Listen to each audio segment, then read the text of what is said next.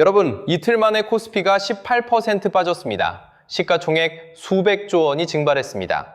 삼성전자 20만 원이 깨졌고 SK하이닉스는 93만 원대로 내려왔습니다. 서킷 브레이커가 발동됐습니다. 원달러 환율이 1,500원을 찍었습니다. 2009년 금융위기 이후 17년 만입니다. 원인은 하나입니다. 2월 28일 미국과 이스라엘이 이란을 공습했습니다. 이란 최고 지도자 하메네이가 사망했고 이란은 호르무즈 해협을 봉쇄했습니다. 전 세계 원유의 20%가 지나는 바닷길이 막힌 겁니다. 여러분의 주식, 연금, 그리고 환율 전부 이 전쟁의 영향권 안에 있습니다. 그런데 여러분, 전쟁이 터졌을 때 시장은 매번 같은 패턴으로 움직여왔습니다. 과거 5번의 중동전쟁이 그걸 증명합니다. 이 패턴을 아느냐 모르느냐가 여러분의 자산을 지키느냐, 잃느냐를 가릅니다. 이 영상 끝까지 보시면 과거 전쟁 때마다 유가와 증시가 어떻게 움직였는지, 그리고 이번에는 뭐가 다른지까지 전부 정리해드리겠습니다. 반갑습니다. 월가에 사는 고양이입니다. 구독과 좋아요, 알림 설정 잊지 마세요. 자, 시작합니다.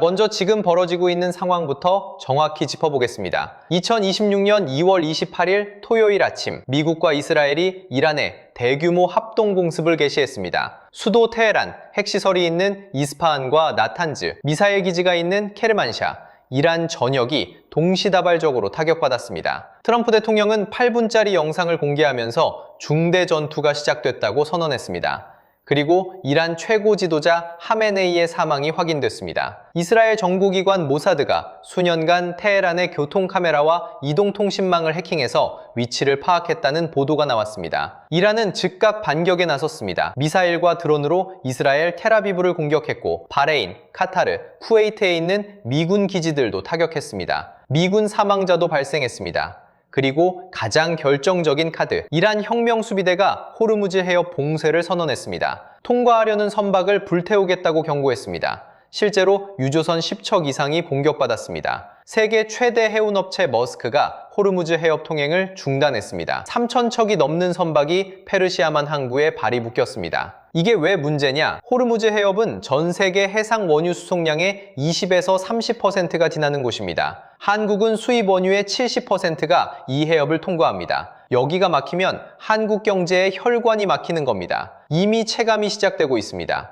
전쟁 직전 전국 주유소 평균 휘발유 가격이 리터당 1,723원이었습니다. 작년 6월 호르무즈 봉쇄 검토 발표만으로도 2주 만에 35원이 뛰었는데 이번에는 실제 봉쇄입니다.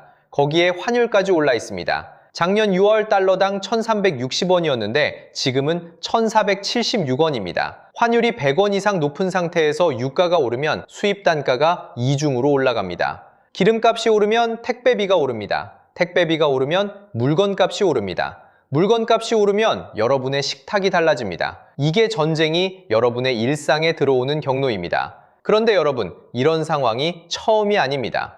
과거에도 중동에서 전쟁이 터질 때마다 시장은 비슷한 패턴으로 움직였습니다. 그 패턴을 알면 이번에 여러분이 무엇을 해야 하는지가 보입니다. 여러분, 중동에서 전쟁이 터진 건 이번이 처음이 아닙니다. 과거 5번의 사례를 보겠습니다. 패턴이 보입니다.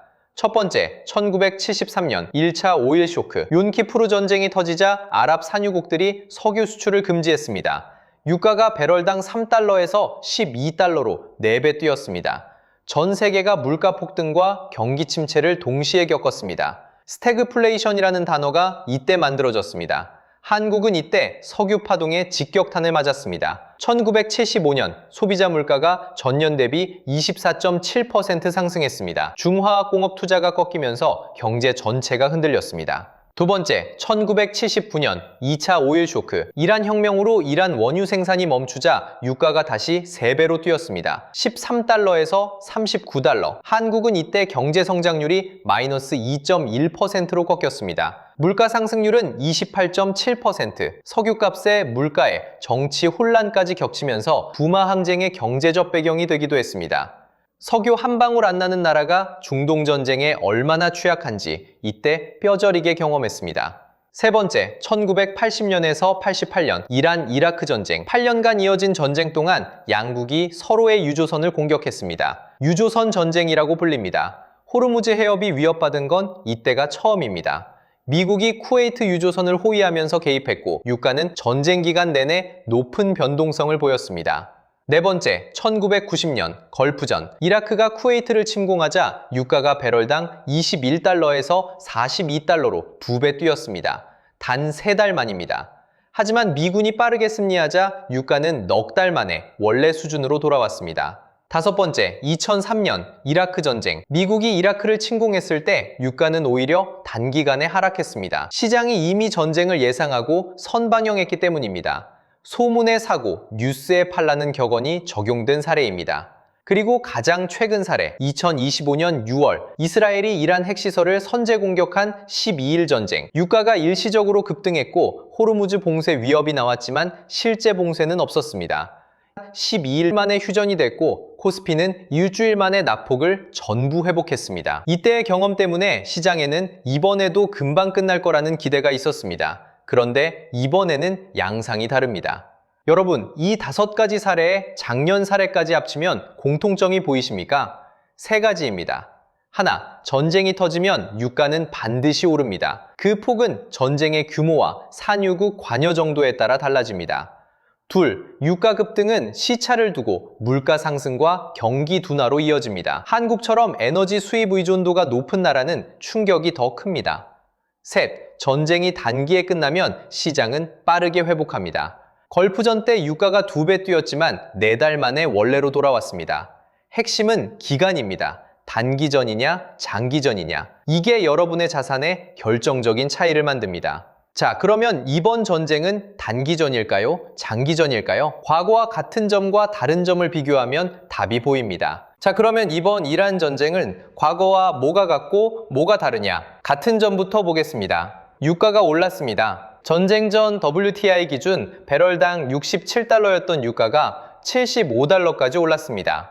브렌트유는 80달러에 육박했습니다. 코스피가 빠졌습니다. 과거 전쟁 때마다 한국 증시는 가장 먼저, 가장 크게 반응했습니다. 이번에도 마찬가지입니다. 코스피가 이틀간 18% 빠져서 5,093까지 내려왔습니다. 글로벌 주요 증시 중 낙폭 1위입니다. 같은 기간 미국 S&P 500은 0.94%, 나스닥은 1.02% 빠지는 데 그쳤습니다. 왜 한국이 유독 크게 빠졌느냐? 3가지 이유입니다.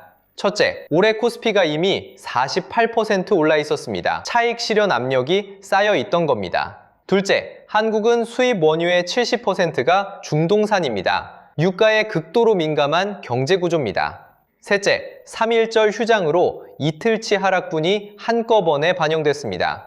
여기까지는 과거와 비슷합니다. 다른 점은 3가지입니다. 첫 번째, 호르무즈 해협이 실제로 봉쇄됐었습니다. 과거에는 봉쇄 위험만 있었지 실행된 적은 한 번도 없었습니다.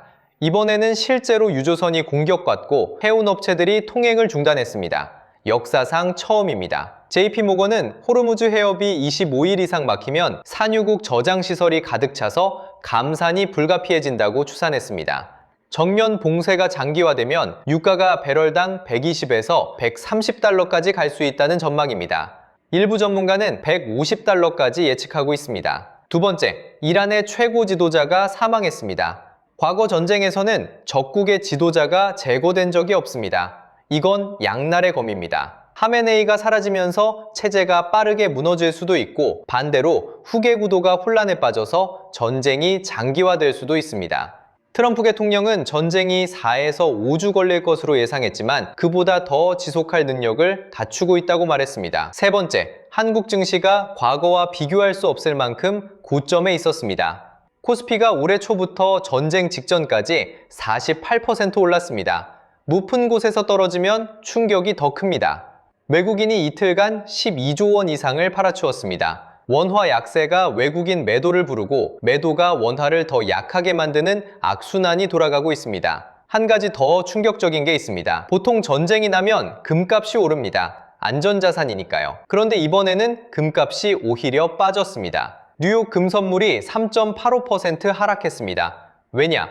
달러가 너무 강해졌기 때문입니다. 전쟁이 나면 달러로 몰리는데 달러가 올라가니까 달러 표시 금값은 오히려 내려간 겁니다. 전쟁은 금이 오른다는 공식이 이번에는 깨졌습니다. 비트코인도 공포 구간입니다. 공포 탐욕 지수가 10까지 떨어져서 극단적 공포 구간에 진입했습니다. 그리고 사우디아라비아 국영 석유회사 아람코의 라스타누라 정유 공장이 드론 공격을 받고 가동을 중단했습니다. 이란만 멈춘 게 아니라 사우디 정유 시설까지 영향을 받고 있다는 뜻입니다. 이건 과거 어떤 중동 전쟁에서도 없었던 상황입니다. 전쟁의 범위가 이란 한 나라를 넘어서 중동 전체로 번지고 있습니다. 여러분, 지금 가장 궁금하신 게 있을 겁니다. 그래서 앞으로 어떻게 되느냐? 내 주식은, 내 연금은 어떻게 하느냐? 증권가의 시나리오별 전망을 정리해드리겠습니다. 자, 가장 중요한 부분입니다. 3가지 시나리오로 나눠보겠습니다. 시나리오 하나, 전쟁이 일주일 전으로 종결되는 경우 유가는 일시적으로 올랐다가 빠르게 안정됩니다.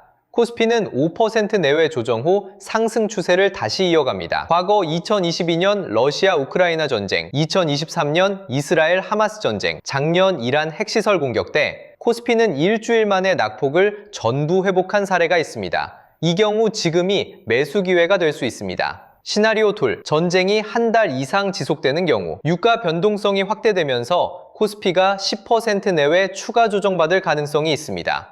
호르무즈 해협 봉쇄가 풀리지 않으면 물가 상승 압력이 커지고 한국은행의 금리 인하 기대가 후퇴합니다. 시나리오 셋, 전쟁이 1년 이상 장기화되는 경우 대신증권은 이 경우 코스피가 30% 이상 추가 하락할 수 있다고 전망했습니다. 유가가 배럴당 100달러를 넘으면 전 세계가 인플레이션과 경기 침체를 동시에 맞는 스태그플레이션에 빠질 수 있습니다. 1973년 오일 쇼크의 재현입니다. 다만 대부분의 증권사는 한 달 이내에 상황이 정리될 가능성이 높다고 보고 있습니다.